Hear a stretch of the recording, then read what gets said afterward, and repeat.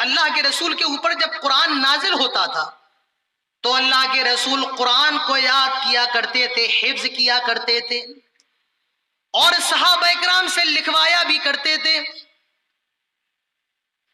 صحابہ اکرام قرآن کی آیتوں کو لکھا کرتے تھے، پتوں کے اوپر، چمڑے کے اوپر، درختوں کے اوپر۔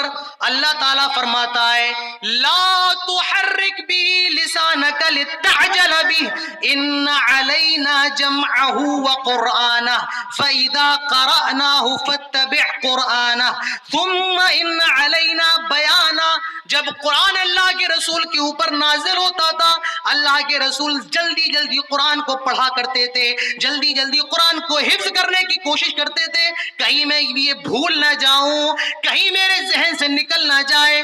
اللہ تعالیٰ فرماتا ہے لا تحرک به لسانک لتعجل به، آئے میرے حبیب آپ جلدی جلدی اپنی زبان کو حرکت نہ دیں، آئے ہمارے رسول آپ جلدی جلدی اپنی زبان کو نہ ہلائیں۔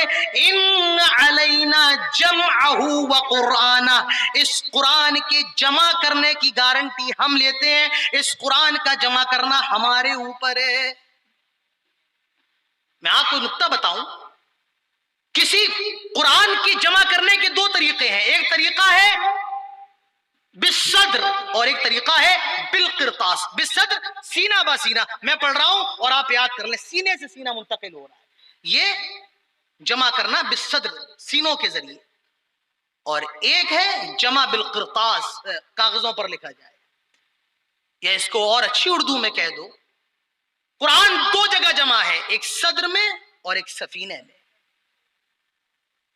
اللہ تعالیٰ فرماتا ہے ان علینا جمعہ وقرآنہ، جمع کا لفظ اللہ نے مطلق استعمال کیا ہے، معلوم یہ چلا اللہ تعالیٰ یہ بتانا چاہتا ہے آئے دنیا کے لوگوں، اس قرآن کو ہم نے نازل کیا ہے اور اس کی صدر بالصدر اور کاغذوں پر جمع کرنے کی ذمہ داری ہماری ہے۔ اللہ نے ذمہ داری کو خود اٹھایا ہے، ان علینا جمعہ وقرآنہ فاذا قرأناہ فاتبع قرآنہ۔ میرے پیارے بھائیوں، اگر صرف قرآن سینوں میں محفوظ ہوتا یا صرف قرآن اگر کاغذوں پہ محفوظ ہوتا، تب بھی اس کے ضائع ہونے کا خطرہ موجود تھا، اس کے ضائع ہونے کا خطرہ موجود تھا۔ اللہ تعالیٰ نے اس خطرے کو دور کر دیا، فرمایا ان علینا جمعہ وقرآنہ، اس قرآن کے جمع کرنے کی بھی ذمہ داری ہماری ہے اور اس قرآن کو پڑھوانے کی بھی ذمہ داری کس کی ہے؟ اللہ کی ہے۔ بتائیے ایسی کتاب جو دنیا کے اندر سب سے زیادہ تلاوت کی جانے والی، سب سے زیادہ پڑھی جانے والی کتاب کون سی ہے؟ بولتے کیوں نہیں ہو؟ کون سی ہے؟ کون سی ہے؟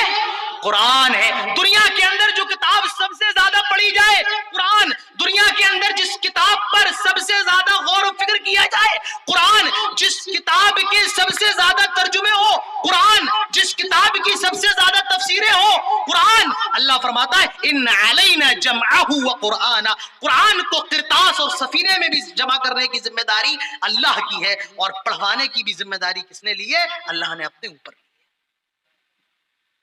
ثم ان علینا بیانہ، اور اس کی وضاحت کی ذمہ داری، اس کی تفسیر کی ذمہ داری یہ بھی اللہ نے اپنے اوپر لی ہے۔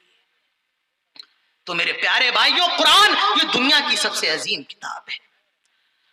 اللہ تعالیٰ فرماتا ہے الف لام میم ذالک الکتاب لا ریب فیہ ھدی للمتقین۔ میرے پیارے بھائیوں، ہم اور آپ قرآن کی اس آیت کو پڑھتے ہیں، اس کو نماز میں سنتے ہیں، لیکن ابھی تک ہم نے اس کے ترجمے پر غور نہیں کیا۔ اللہ تعالیٰ فرماتا ہے ذالک الکتاب لا ریب فیہ، یہ وہ کتاب ہے جس کے اندر کسی طریقے کا شک نہیں ہے، ڈاؤٹ نہیں ہے، کسی طریقے کا کوئی شبہ نہیں ہے، کسی طریقے کی کوئی غلطی نہیں ہے۔ یہ قرآن ساری غلطیوں سے پاک ہے، سارے شبہات سے پاک ہے، سارے شکوک سے پاک ہے۔ ذالک الکتاب لا ریب فیہ، اس کتاب کے اندر کوئی شک نہیں ہے۔ دنیا کے اندر جتنی کتابیں لکھی جاتی ہیں ہر کتاب کے لکھنے والے کا نام کتاب کے اندر موجود ہوتا ہے، لیکن یہ قرآن ایسی کتاب ہے اس کے لکھنے والے کا کوئی نام آپ کو قرآن کی جلد پر نظر نہیں آئے گا۔ کبھی لکھا ہوا نظر آتا ہے؟ نہیں۔ اور دنیا کے اندر جتنی کتابیں ہوتی ہیں، بڑے سے بڑا ڈاکٹر ہو، انجینئر ہو، پروفیسر ہو، بڑے سے بڑا ڈاکٹر ہو، پی ایچ ڈی لیکچرار ہو، جب بھی کوئی کتاب لکھتا ہے اس کتاب کے شروع میں یہ لکھتا ہے کہ میں انسان ہوں، اور ہو سکتا ہے کہ بحیثیت انسان، بحیثیت بشر مجھ سے اس کتاب کے اندر کوئی غلطی ہو گئی۔ ہر کتاب کے شروع میں آپ کو یہ ضرور ملے گا، کیا ملتا ہے؟ ہو سکتا ہے کہ بحیثیت بشر مجھ سے کوئی غلطی ہو گئی ہو۔ کوئی دعویٰ نہیں کرتا ہے اپنی کتاب کے بارے میں کہ میری کتاب 100% 100% صحیح ہے۔ اللہ تعالیٰ شروع میں یہ اعلان کر رہا ہے، کیا؟ ذالک الکتاب لا ریب فیہ، اس قرآن کے اندر ذرہ برابر بھی کسی طریقے کا شک نہیں۔ میرے پیارے بھائیوں، یہ کتاب اللہ کی ہے اور اللہ نے خود اپنی اس کی حفاظت کی ذمہ داری۔ جب یہ قرآن نازل ہوا، پیارے رسول جب لوگوں کو قرآن پڑھ کر کے سناتے تھے، لوگوں نے کہا یہ جادو ہے، یہ سحر ہے۔ اللہ تعالیٰ سارے انسانوں کو چیلنج کر رہا ہے، قُلْ لَئِنِ اجْتَمَعَتِ الْإِنسُ وَالْجِنُّ عَلَىٰ أَن يَأْتُوا بِمِثْلِ هَٰذَا الْقُرْآنِ لَا يَأْتُونَ بِمِثْلِهِ وَلَوْ كَانَ بَعْضُهُمْ لِبَعْضٍ ظَهِيرًا۔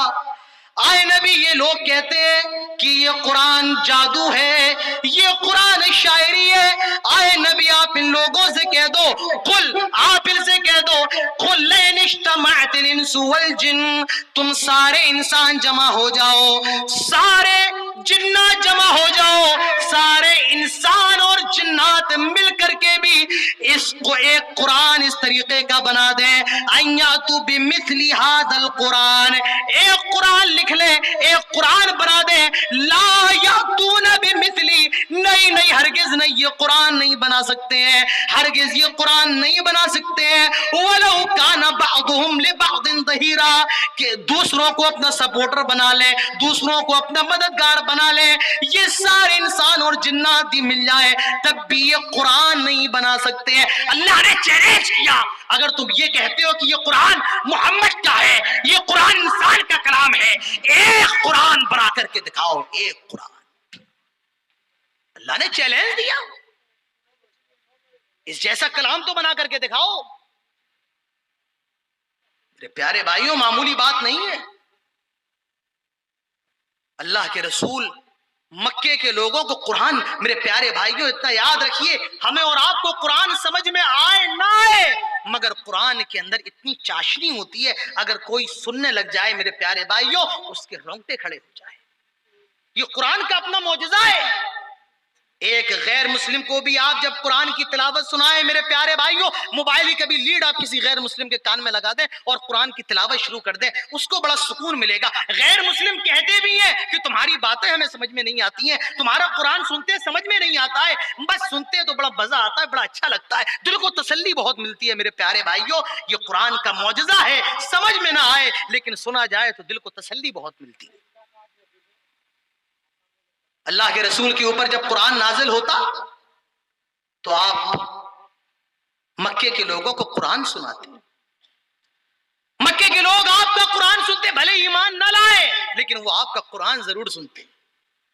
مکے کے کافروں نے جب یہ دیکھا تو ایک آدمی تھا، اس کا نام تھا نضر بن حارث، یہ بڑا ادیب تھا، بڑا فصیح اللسان تھا، بڑا بلیغ اللسان تھا۔ یہ لوگوں کو جمع کرنے لگا اپنے پاس اور رستم و سہراب کے، روم اور ایران کے قصے سنانے لگا، تو لوگ جو ہیں قرآن چھوڑ کر کے اس کے قصوں کی محفل میں جمع ہونے لگے۔ بات سمجھ میں آ رہی ہے؟